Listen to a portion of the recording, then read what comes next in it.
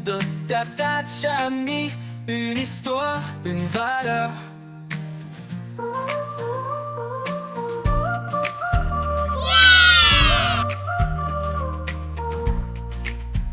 Vous suivez Clo-Clo la tortue sage et le miel gourmand.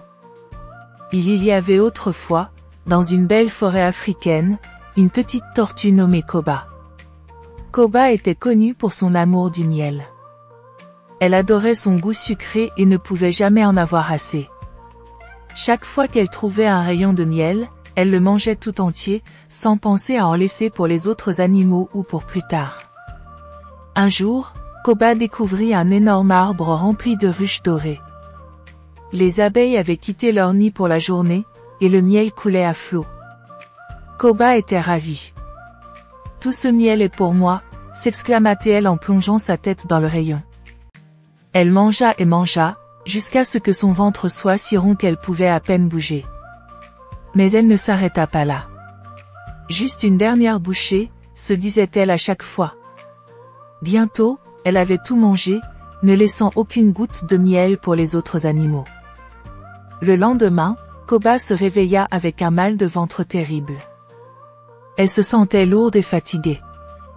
En plus, les autres animaux de la forêt étaient tristes et en colère parce qu'ils n'avaient pas eu de miel à partager.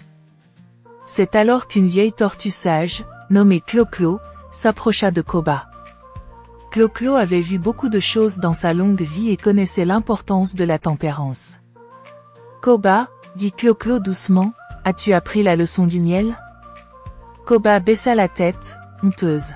« Je ne voulais pas faire de mal, mais le miel était si bon. » Clo-Clo hocha la tête. « Le miel est délicieux, c'est vrai, mais il faut savoir en profiter avec modération.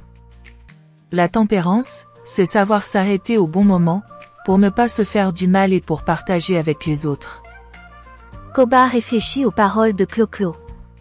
Elle comprit qu'en mangeant tout le miel, elle s'était fait du mal et avait privé ses amis d'une douceur qu'ils aimaient aussi. « Que dois-je faire maintenant ?» demanda Koba.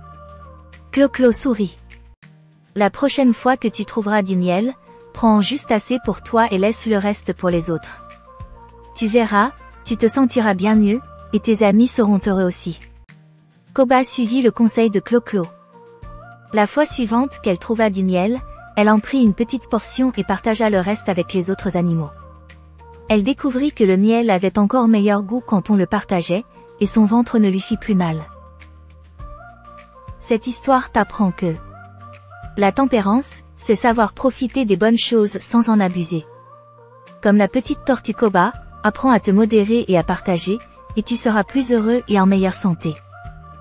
Si tu as aimé ce conte, mets un like et abonne-toi pour découvrir d'autres histoires fascinantes. Faites entrer la magie des contes africains dans votre foyer. Découvrez notre collection de contes fantastiques, où chaque histoire est une leçon de vie pour vos enfants. Pour les 2 à 5 ans, plongez dans un monde coloré où les animaux de la savane enseignent la gentillesse, le partage et la curiosité. Pour les 5 à 10 ans, suivez les aventures de courageux héros et d'héroïnes qui affrontent des défis avec sagesse et détermination.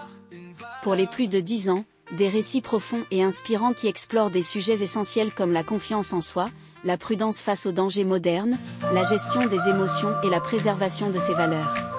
Vous suivez les contes de Tatachami, une histoire, une valeur.